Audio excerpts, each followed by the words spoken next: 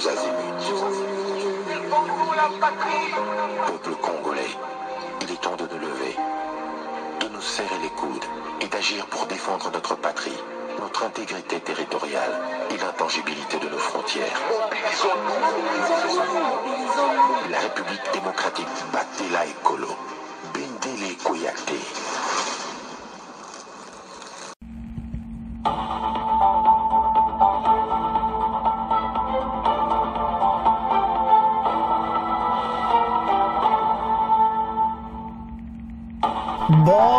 Bonsoir, bonsoir, bonjour, c'est Congo News 24. Bande Konanga, comme toujours avant de commencer notre émission, nous disons merci à Dieu. Nous disons merci à nos chers abonnés et téléspectateurs qui nous suivent partout dans le monde et en RDC. Bande Konanga, soyez les bienvenus. À la une, chers téléspectateurs, révélation troublante sur l'accord de paix de Washington et DC Rwanda. Bandeko, ezama kamwa ko sakanate boyoka ba révélation, bokoyoka ba réaction bandeko somo. Moko na bango, le professeur Chibangu Kalala. Match eza mubule mission yo, parce que ça chauffe déjà RDC Rwanda avant oyokaka. Ba signature de paix ou ezakoya. Makambo zaminen. Alors Massad Boulos, ba kutanaki na fachi. Ils ont échangé quelques mots avec Tshisekedi. Toko bananango, et puis après, toko yana réaction à Congolais. O baluba ke yindi, et yinda kaka na émission. Chers téléspectateurs, émission na bise bandi, et comitant autosola ensemble masolo ya mboka. Bandeko, toko ban émission na biso, avec dossier Oyo, ezotia Oyo kaka, tout le monde en parle. Naba mususu baza na colère, mususu bazo sepela na ngote, mususu donc oyo kaka do confusion totale pa ya batu. Mais makamango ezokene pena kitoko. Alors toko bana directement na Libreville. Et pas wapi le chef de l'État azalaki na Massad Boulos, bazalaki bavandaki pembeni pe o nine lekaki. Nina ngwe salamaki. Bande ko makambo eza bubulu. Américain place au président Félix Asa et sa place va côté américain.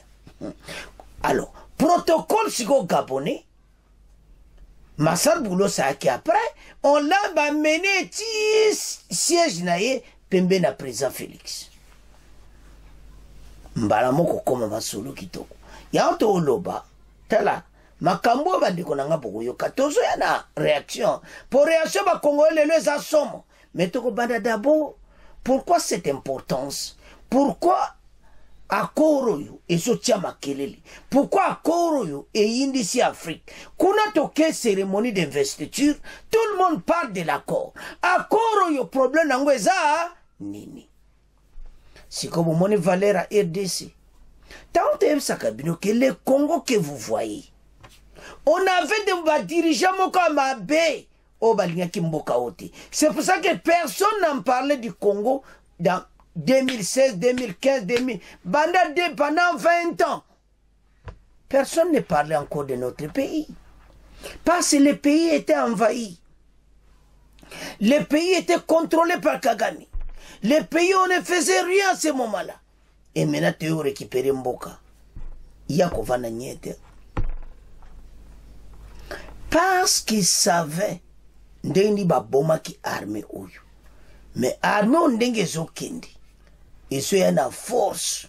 Eso koma na niveau mususu. Pe ba yebete ba ko vivre ya. Ya onto esa ba Congolais. Et le temps tozanango, c'est le temps de concentration. Tozala batu moko ba mepso na manipulation ti. Parce que dossier oyo a RDC Rwanda et puis accord à USA. Alors, Boulos était arrivé, l'investiture, il y a présent Gabonais. C'est samedi, au bâtiment sur Balandaki. Alors, Tangwa Komi, Bazako obligé, même côté présent Félix Azali. Cette importance. Totang.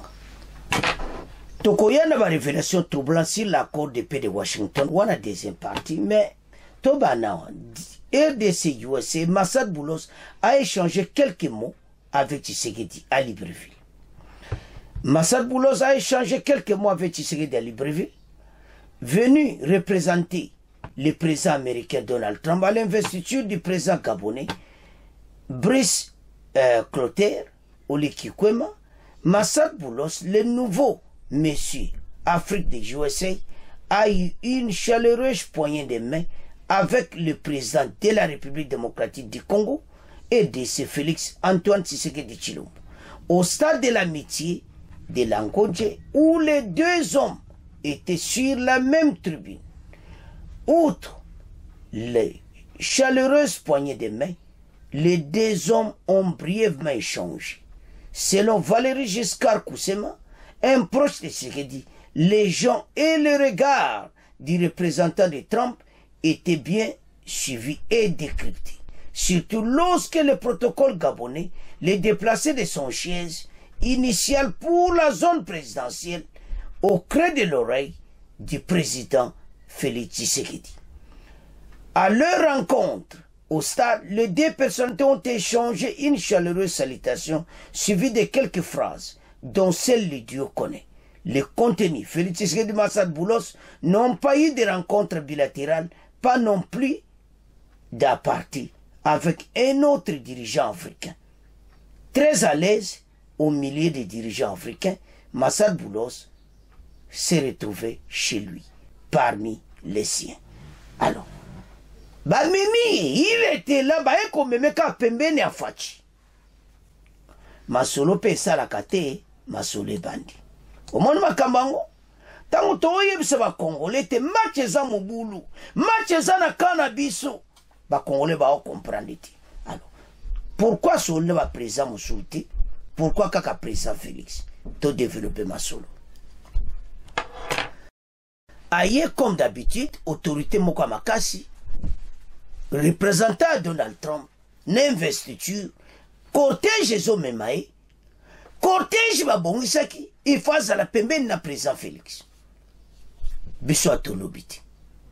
Donc, bozomona l'importance du pays. Comment tout le monde maintenant le regarde vers le Congo. Yo Congolais ozo lala. Oko yo kamakamine ko bimane émission. Yo Congolais ozo monate. RDC comme déjà à niveau mususu. Tozo zonga kuti lera Mobutu. Tozo zonga makam donc tozo zonga na lera Mobutu na niveau oyo tozaki na donc bato bazo recontribution. Somona bande ko ngai. Donc to komi na temps oyo ba pesa Congolais le grand respect. Pour comprendre que l'autorité américaine est arrivée dans la manifestation. Il faut pas même côté président Félix Saza. Il n'a pas salué d'autres présidents. Il a salué que le président Félix Tshisekedi. Il a échangé qu'avec Félix Tshisekedi. A échangé dans Moutoumoussoute. Et Zayako, Ila, et si il Mosukoyo. Tolobani. Ça se coûte à Zak Bembena, ça se coûte à la Gabo. Oh. Bon, Moutanga Moningate. A Monika président Félix. Bogoye après. Ah, Kagame za musika. Ba memi ba Kagame te. Kagame azala kipe. Ba kipe Kagame te ba monika ka président Félix. Tabara mboka. Mboko yo. Opino bozo sakana. C'est un grand pays. L'éléphant d'Afrique. Pays oyo mokili mabaza ko banga. Ya omonera Mobutu. Mobutu azako beta tolo pona mboka na ye. Tango koki. Congolais nyonso. Debout, Congolais, tellement match ça tient cannabis. Tout ce que gagnant match c'est bêta maki na Rwanda déjà finale c'est bêta maki tout ce que gagnant qui comme kaba accomplissement.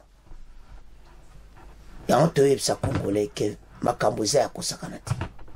Voilà l'importance. Tanga yango on comprendre que Marc Boulos est arrivé en retard comme va continuer zalaga. Il faut même mettre place au Batiaki, les représentants américains de Donald Trump. Mathieu Zamoubou.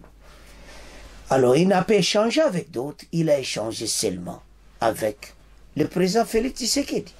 boba mususu asiko mawatru babaye kutu bangoti Kagame kutu c'est pas donc bakome me côté kuna te encore fachi musika Kagame musika yango tokeba na ba fausse information ozomona so otali na tribune bokomona ki fachi aza musika ba Rwanda pe baki musika mais so la libre information mususu omona ke mawatu. Alors wana ezalaki investiture na Libreville pas wapi que les deux présidents connaissent ce qu'ils ont échangé en quelques mots avec l'envoyé spécial de Donald Trump et son excellence le président Félix Antoine Tshisekedi Tshilombo et la première dame Denise. Donc match ndenge zalaki na stade na Libreville. Wana totiki yango tokomoke na deuxième point. Des révélations troublantes. Tala et des choses tozana ba tête. Tozana bato mayele. Le professeur Chibangu Kalala. Aye kosala décryptage. Yamakambu oyo ya USA. Toloba tolobati. A expliqué yango très kitoko. Alors, na oyo babosane ko inclure na kati. D'abord, le professeur Chibango d'abord atangeli ba Congolais ba korwana ndingisa. Ndenge ni ko salama ba avantage za nani. Ba Congolais. Tokeba na ba fausse information. Yako yoka soki nano s'abonner te s'abonner parce oko yoka le professeur. Alobi yango penda très kitoko. Pe oyuka boyebika gaye boba se balande une émission. Professeur Chibango Kalala quand il parle, vous sentez d'abord l'affection d'être congolais, vous sentez le patriotisme et vous sentez l'expertise en tant que spécialiste en droit international. C'est ça que nous voulons aider, c'est ma tête bangouana. Yende mutaza il fallait parmi président Félix Apona na batume wakenaki do. C'est lui qui connaît. Ah non. Soka so nyata ba mo. Ya politique ba mo. Ozo kapena ya kosangana tazo tchango da ba ina likolo kitoko. Alors, il a commencé par d'abord dire l'intégrité territoriale de la RDC déjà kuna dossier déjà tobosa na bakaba balkanisation. Asa ko expliquer parce que musuba yoka ba code de principe donc ba musumi tout la boye bani ko chauffeur ne comprend plus rien. Bolanda ka ba détail. À lobby notre pays n'est plus en danger de la balkanisation, c'est fini. Parce que même le Conseil de sécurité article 27-73 où il y a 4 en février. Tout est clair. Donc, intégrité territoriale, c'est aussi mate. Donc, bateau, on a la zoyoka, bazolo baki, kutu, Goma, Bukavu, comme tala. Ba Congolais, vous changez dans le langage. Le professeur s'est expliqué que bobo sana makama balkan et ko sala malisusu tepe kotika ko za shuti parce que les principes basignan. Alors, déjà ba lobby yango donc c'est clair. Et puis aeko beta c'était si droit ya ba minéraux na biso. Ba minéraux na biso ko zalate ndenge toyoka kina lera Sarkozy que oba minéraux se partager na batu non. Il faut bien écouter pour comprendre comment makambo isali. Mais le professeur a tiango pena c'était na ndenga kitoko. Django congolais yoka. Soki nano s'abonner te s'abonner les rango. Parce oyi o partager na bandeko. Oyi sa bandeko ete aba yoka ka oya solo. Alors, le professeur Chibangu a bien expliqué makaba accord na biso oyo. Alors d'abord intégrité territoriale, ils a respecté. Alors d'abord na makambo na nyonso biso toza bato to gagner. Au plutôt que Bélé va croire autrement. Pourquoi? Parce que la fausse information est mingi. Le Congolais qui aime son pays a besoin des informations fiables, des informations qu'on peut vérifier, des informations claires. Yango de tout Pesabino. Mais on ne peut pas encore continuer et avancer sans écouter son excellence, le professeur Tchibangu Kalala, a expliqué biso parce que boye biso ya zolo bangana Santa Kalokola. C'est une voix qui nous pénètre tout Congolais en écoutant le professeur parce qu'il connaît même les mots à Koko utilisés à la place Azako Loba sur comment ba dossier otozana bona Rwanda et comment pays na biso et Koko Kende na makambo musika. Après si des révélations troublantes parce après le pour ayo pesa le contre. Ne loko ezangi ya onde ba révélation oyo boyoka kiti ça peut vous troubler. Alors, Toyoka, ye, ndenga lobi parce que, ba Congolais a son, Tolanda. Ndebo mona le professeur Tchibangu. En tout cas, il aime son pays. Professeur de droit international public. Tant que ça expliquer, oso sentir un juriste devant vous. Et puis tant que lo bango parce que c'est international et puis tout makaba frontière so ban ko expliquer ngo oh loba mais tatou donc ayebi na ndenga ko sakarati yangwana lera intervenir ka congolais nyo salinga kalandai. Alors sans plus tarder suivons le professeur Tchibangu Kalala. Vous êtes de nouveau en ligne, on était justement en train de parler de cette signature d'une déclaration des principes entre la RDC et le Rwanda pour la promotion de la paix et du développement. Et la question était celle de savoir comment analysez-vous cette déclaration des principes. Oui, merci Martin. Cette déclaration de principes, ce n'est pas encore l'accord de paix, mais tout de même, il y a des aspects positifs dans cette déclaration qu'il faut retenir. D'abord, le président de la République, alors... On vous écoute, professeur, allez-y, c'est bon, allez-y. Alors, allez-y, on vous écoute, professeur. Merci. Donc, il y a des aspects positifs dans cette déclaration qu'il faut retenir. Oui. Premièrement, c'est la réussite diplomatique et politique du président de la République, Tshisekedi. On peut l'aimer ou ne pas l'aimer, mais il vient de réussir quelque chose de positif pour notre pays. D'abord, en mobilisant l'Union européenne, le Conseil de sécurité des Nations Unies, les États-Unis d'Amérique, la première puissance du monde, sur le dossier de la RD. Ça n'a jamais existé avant. Et donc, c'est une prouesse qu'il faut reconnaître. Et le Rwanda, qui avait refusé de signer un peu l'accord à Luanda, en humiliant même son collègue de Rançon, a accepté finalement de se rendre à Washington, de signer les documents qu'il avait refusé de signer à Luanda. Donc, c'est positif. Deuxième élément, c'est la question des frontières. Le Rwanda reconnaît dans cette déclaration le principe du respect des frontières établies, c'est-à-dire les frontières entre la RDC et le Rwanda établies depuis le 14 mai 1910, il y a 115 ans aujourd'hui. Donc c'est positif.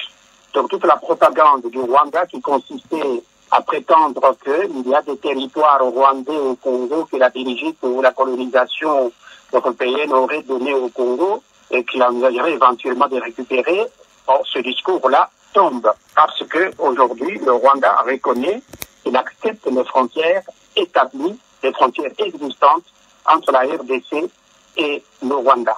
Donc le principe de l'intangibilité des frontières et de la colonisation. Avec comme conséquence, puisque le Rwanda accepte et reconnaît la frontière qui existe entre la RDC et le territoire rwandais, donc il doit immédiatement retirer ses troupes du territoire congolais parce que la présence de ces troupes au Congo, c'est une violation non seulement de la souveraineté de la RDC, mais c'est la violation même des frontières qui séparent le territoire rwandais et le territoire congolais, frontières que lui-même Rwanda s'engage à respecter. Troisième élément positif, c'est le principe de non-ingérence dans les affaires intérieures de notre État. Donc le Rwanda reconnaît qu'il ne peut pas s'ingérer dans les affaires intérieures de la RDC, par conséquent, de s'occuper des questions des opposants des opposants armés ou non armés de la RDC, par exemple, le M23, qui est une affaire congolaise d'après le Rwanda. Parce que c'est une affaire entre Congolais, donc le Rwanda n'a pas à s'initier dans cette affaire, chercher à soutenir un groupe armé congolais contre le gouvernement établi. Donc ça, c'est très positif dans cette déclaration, comme principe. Il y a la question des réfugiés qui est abordée aussi dans cette déclaration. Eh bien, il faut que les réfugiés congolais qui sont au Rwanda rentrent au Congo, et les réfugiés rwandais qui sont au Congo rentrent au Rwanda, y compris FDLR. Parce que, je ne sais pas si les Congolais le savent, les réfugiés congolais au Rwanda sont moins nombreux que les réfugiés rwandais qui sont au Congo. Donc, ça sera une supervision internationale, nécessaire par exemple, pour que les réfugiés rwandais, FDLR en particulier, rentrent au Rwanda, et comme ça, la paix et la stabilité interviennent dans cette partie de notre pays. Il y a, après ces éléments positifs, il y a des éléments inquiétants. Les éléments inquiétants, c'est la question de l'exploitation des richesses naturelles de notre pays. Je pense qu'il faut insister sur ce problème parce qu'on parle de la coopération régionale, du développement régional. Non. Je pense qu'il ne faut pas créer de confusion à ce sujet. Chaque pays, et cela est bien établi par le droit international, depuis la résolution de 1962, résolution 1803, 3281, sur la souveraineté permanente des États sur leurs ressources naturelles. Donc l'État congolais, le peuple congolais, a le droit de souveraineté permanente sur les richesses naturelles de notre pays. Donc nos richesses ne sont pas un patrimoine commun des États de la région ou des États du monde où on doit nous obliger à coopérer pour l'exploitation commune de ces richesses. Il n'en est pas question. Donc le droit international est fermement établi à ce sujet. Le peuple congolais, l'État congolais a la souveraineté permanente sur nos richesses. Il est totalement libre de coopérer avec qui il veut dans le monde pour l'exploitation de ces richesses. Mais professeur, professeur, s'il vous plaît, s'il faut parler s'il faut parler de ces richesses, c'est justement, en tout cas, d'après des analyses qui ont été faites, en tout cas par différents experts et même aussi bien par la communauté internationale qui nous-mêmes, le Congolais, on s'est rendu compte que c'est finalement ces richesses de la RDC qui sont à la base de ces conflits qui n'a que trop duré du côté de l'Est du pays. Et qu'est-ce que vous pensez, puisque ce sont ces richesses qui attirent le convoitise des grandes puissances et que ce sont ces richesses qui sont la base de ces conflits qui durent maintenant près de 3 décennies dans l'Est de la RDC. Comment dire ça? Qu'est-ce que vous pensez qui peut être la solution que la RDC pourrait bien accepter par rapport à ce partage de richesses? Parce que là, vous dites qu'il faut absolument, en tout cas, être très prudent par rapport à cet aspect des choses sur l'exploitation de richesses de la RDC. Oui, bien sûr, Marcel. Les richesses naturelles de la RDC appartiennent au peuple congolais, appartiennent à l'État congolais. Il n'est pas question de partager nos richesses avec un quelconque pays voisin. Il n'y a aucun pays au monde, Marcel Ngombo, qui accepte de partager ses richesses naturelles avec un pays voisin. Ça n'a aucun sens. Le droit international est fermement établi. Le droit de souveraineté permanente de chaque peuple, de chaque nation, de chaque État sur ses ressources naturelles. Mais cela, bien entendu, chaque État est libre, c'est pour répondre à votre question, de coopérer dans son propre intérêt, pas dans l'intérêt des pays voisins ou des peuples voisins. C'est dans l'intérêt du peuple congolais que l'État congolais peut coopérer, faire appel aux investisseurs étrangers qui sont disponibles. Si les Angolais, les Burundais, les Zambiens, les Rwandais peuvent venir au Congo, respecter les lois de la République pour investir dans notre pays conformément aux droits congolais, il n'y a pas de problème. Nous avons des Indiens, nous avons des Pakistanais, nous avons des Libanais, nous avons d'autres nationalités, des Américains, des Canadiens, qui viennent investir par exemple dans le secteur minier. Donc les portes de la RDC sont ouvertes pour attirer tous les investisseurs étrangers de la région comme ceux qui viennent du monde entier. Nous avons des Chinois qui sont là. Donc le pays est ouvert. Nous avons un code des investissements qui existe, qui est très attractif. Et donc, toutes les nationalités peuvent venir dans notre pays pour y travailler, investir dans notre économie. Nous avons une économie libérale. Donc, c'est ce qu'il faut faire. Bon, mais non, la question n'est pas de prétendre que les richesses de la RDC deviennent un patrimoine commun des États voisins de la RDC ou de la région. Ah, c'est pas question. Ça, c'est inacceptable. Donc, il faut, dans l'accord qui sera signé demain, pour éviter cette confusion, il n'est pas question d'accepter que la RDC soit copropriétaire de nos richesses naturelles avec tel ou tel pays du monde, ou tel pays voisin, le Rwanda ou le Burundi ou l'Ouganda. Il n'en est pas question. Donc, la question que vous posez a déjà une réponse qui se trouve dans nos lois, le code d'investissement. Nous signons d'ailleurs même ce qu'on appelle les accords bilatéraux de protection et de promotion des investissements, par exemple avec les États-Unis, avec la Chine, avec l'Afrique du Sud, et donc avec la Belgique. Nous avons ce type de traités bilatéraux en matière de protection des investissements. Et donc, pour moi, le problème ne se pose pas. Le peuple congolais, l'État congolais, nous avons des lois qui nous permettent de coopérer avec n'importe quel pays du monde. Mais nos richesses nous appartiennent exclusivement. Il n'est pas question de les partager avec n'importe quel autre pays. Voilà, pour son... Je continue dans l'analyse de cette déclaration. Oui. Il y a des choses qui manquent. Il y a des choses qui manquent dans cette déclaration de principe. Par exemple, on n'a pas abordé la question du respect de la résolution 2773 du Conseil de sécurité des Nations Unies. Cette résolution que nous avons déjà examinée avec vous, Marcel Combo, au cours des émissions précédentes, cette résolution demande le retrait immédiat et sans condition des troupes rwandaises de notre territoire. On n'en parle pas dans les déclarations de principe. Et donc, je rappelle ici que selon l'article 103 de la Charte, je demande aux auditeurs de Radio Okapi de lire cet article de la Charte des Nations Unies, article 103, eh bien, les obligations des États membres au regard de la Charte priment toutes les autres obligations qu'ils peuvent assumer. Par conséquent, le futur accord de paix ne peut pas contredire la résolution 2773. Parce que cette résolution prime sur tout autre accord que la RDC ou le Rwanda peuvent signer. Et donc il faut que dans l'accord qui va venir, mais en attendant, sans attendre même cet accord, parce qu'il n'y a pas de conditions préalables pour le retrait des troupes rwandaises de notre territoire, il faut que nous puissions tous insister, la société civile, la société politique de notre pays, que nous puissions insister que les troupes rwandaises doivent se retirer immédiatement, conformément à la résolution 2773, en attendant, sans attendre justement, le futur accord de paix. Parce que ça, c'est une obligation qui prime toutes les autres obligations que le Rwanda et la RDC peuvent signer. En conclusion, la RDC ne peut pas signer un accord qui pourrait contredire la résolution 2773 du Conseil de sécurité. Il y a une question qui me tient à cœur, oui. Et je voudrais qu'on puisse aborder cette question dans les négociations et l'intégrer dans le futur accord, Marcel Ngombo, c'est la question de l'indemnisation et des réparations de guerre. Le Rwanda a massacré les populations à l'est de notre pays, Rutshuru, Masisi, Goma, Walikale, Bukavu, etc., mais on ne peut pas conclure un accord de paix avec le Rwanda sans aborder la question de l'indemnisation et des réparations des dommages de guerre, des victimes. Ça ne se fait nulle part au monde, voyez-vous.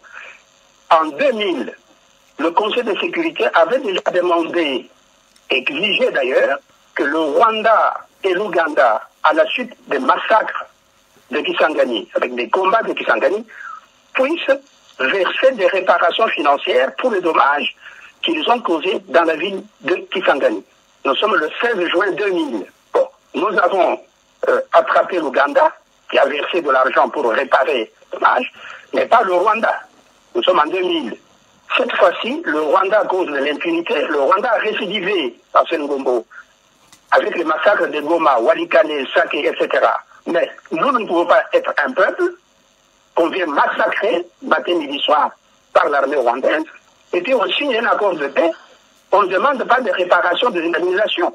J'ai des cas, des exemples historiques que je peux citer ici. Par exemple, dans le cadre du traité de paix, l'Allemagne a dû réparer les dommages de guerre pendant la Première Guerre mondiale et la Deuxième Guerre mondiale. Saddam Hussein, avec l'Irak, a dû réparer les dommages de guerre causés au Koweït. Voyez-vous, le Japon, même chose, pendant la Deuxième Guerre mondiale.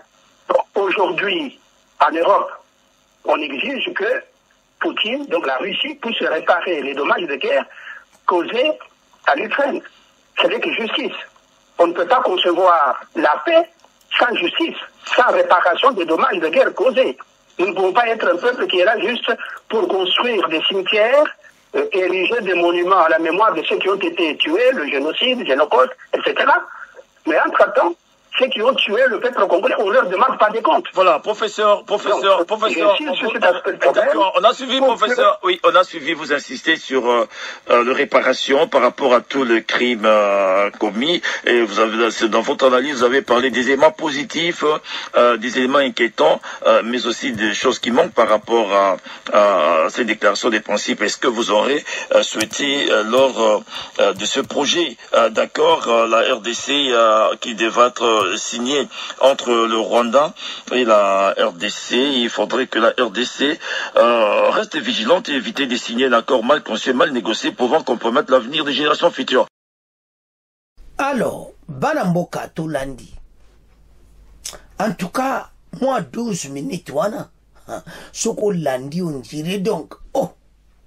Et puis, qui rapide, parce que ça tellement kitoko. Il a bien expliqué.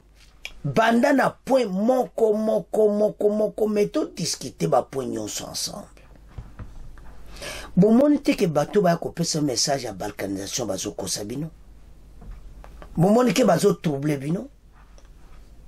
Passe à corps et je dirais qu'à pas même 3 mois.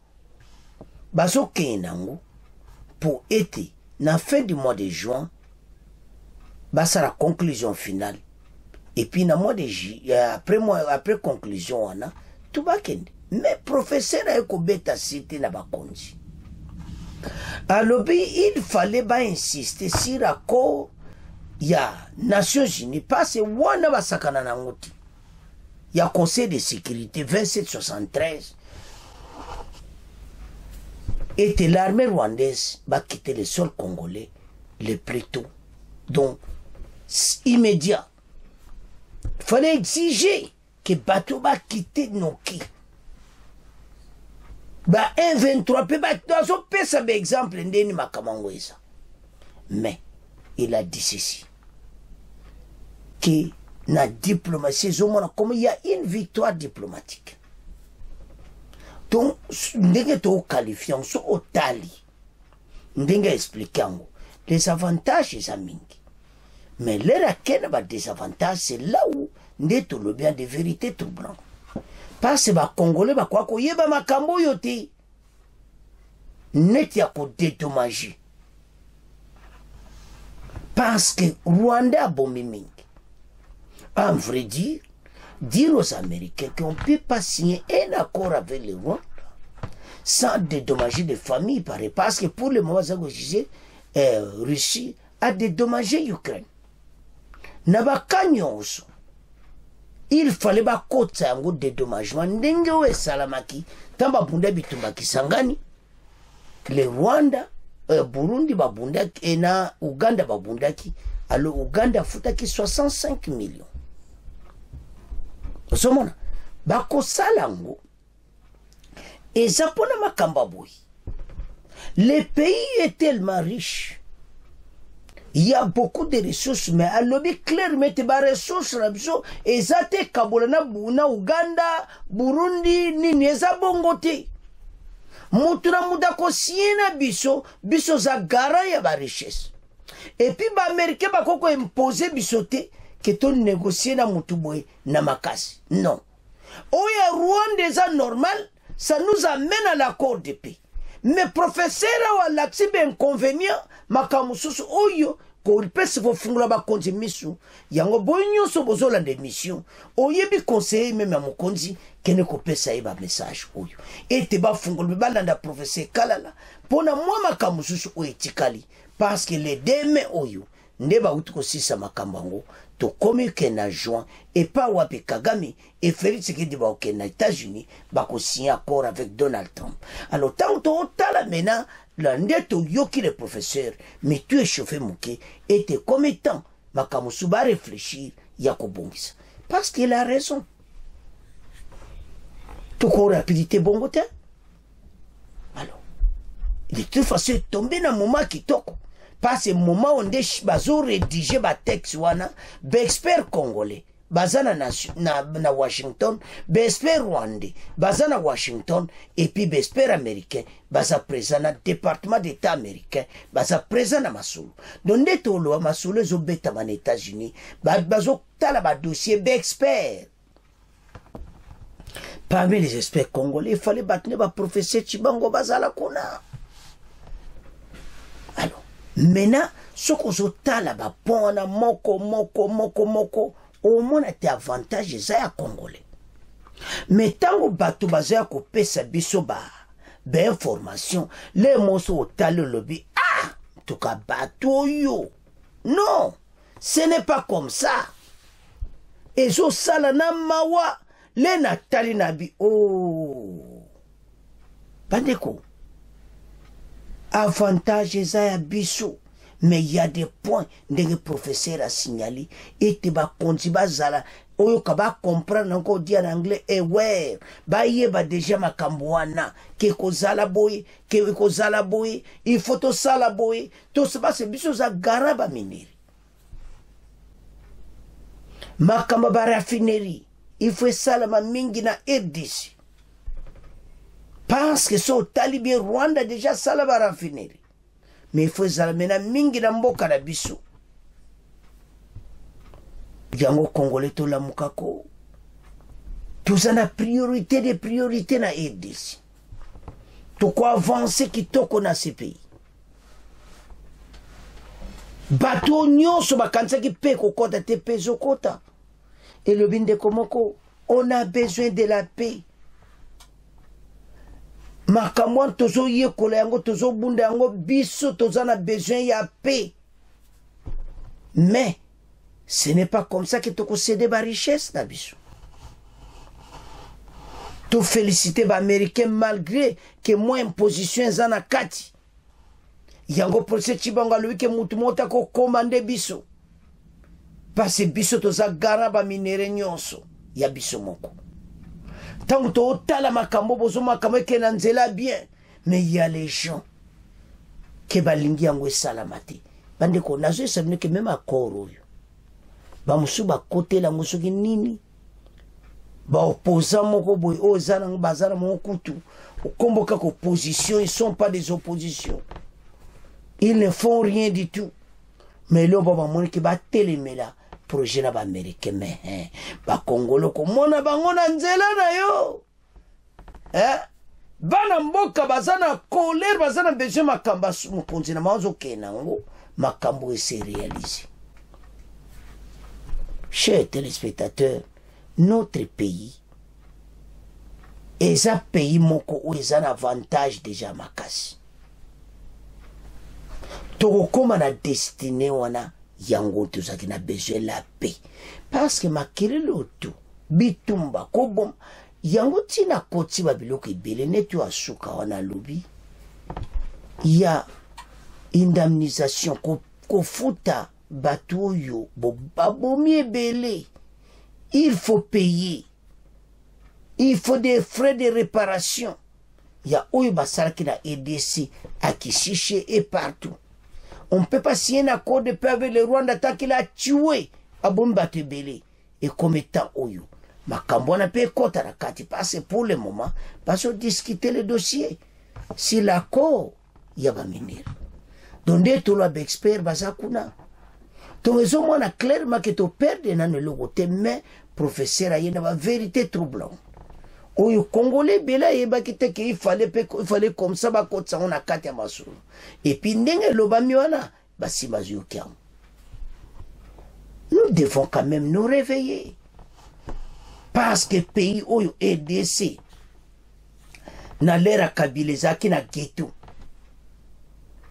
tala lero te ko bima na ghetto grâce à ce gouvernement. Alors yango tanto tala makambo nyonso me biso nje foto za prudent. Ces pays tellement qui de l'avant, les pays menacés dans des mukete, ils ont un Congolais nyonso conscience. Et ça, et nous y arriverons. Gagner cette guerre et plutôt Kenamasoro Oyo dans un autre niveau. Et moi, je suis sûr que ce que nous faisons, makambo ebele et kobongwana. Mais au Sénégal congolais, yo mon pételema. Notre hymne national est clair, debout congolais. Botika kolala. Cet immense pays, très riche. Bandeko, kakaba minéré te sota le fleuve. Tozan a plus grand fleuve en Afrique. Le fleuve Congo. Donc, pays où Nzamba pesa biso na nyonso. Et puis cet immense pays, sans qu'on compte ba animaux. Donc, sans qu'on compte biloko tozanango, le pays est tellement riche. Mokili za kotala. Yango yo Congolais place oza tala. Mboke za na position à kitoko. Mais, sokozo tala bandoki ya Congo, tala plein. Ba mususu penazane contre corona États-Unis salamati. Ba mususu ba so sala bango passe ba bela so ba AVC. Kaka pona nini kimi ekoti. Lui-même le Rwanda azo sepelati. Yalinga ke continue kaka boy. Batu ba kufa. Kagame keneti Kinshasa. Adjoa pouvoir. Omone no ba malukaki. Mais ba eko mona ki. Ba komena suka. Alors, makambo wa Amerika to supporter yango. Bato balingi mboka te balingi kimi ezalati. To di occasion encore na les pays les plus puissants du monde. Encore no legi biso to beta yango maboko. Ba musuba bani ko beta yango mabanga kaka siko musuku to bakumu ba yini yango. Voilà l'homme. Bolandi le professeur. Apesi le pour na le contre. Na le contre na expliquer ndeni aider sa ko sala. C'est comme ça et oyo kaka mutu alinga kamboka. Alobite na place on il faut aider se bakende bwe nango boy. Mais so ke pa wa mususu. Asana ba contre. Balingite. Do yepo na lokola lingi président Félix Tshisekedi te akolinga EDC bongati. Mais pour ça ndengeni. Ce n'est pas facile à vous vendre libella. Il va partir, il y a un autre président qui va venir en 2028. Vous en rêvez? En 2028, il y a un nouveau président. Dans 3 ans. Mais Bele Bazanga encore rêvé.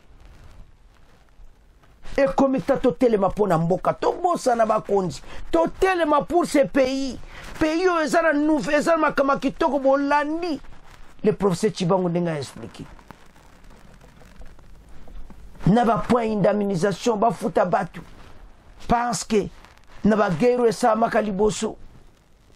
Le Rwanda bomba te belé avant to signer ba webse non, ba inclure makamuke faut indemniser batu. Et rangoyo, ba kontiba zo yango américain yo mutozola des missions partagées.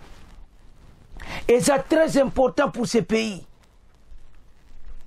Alors, makambo ndenge niveau to komi. Et ce moment clairement que la victoire est certaine.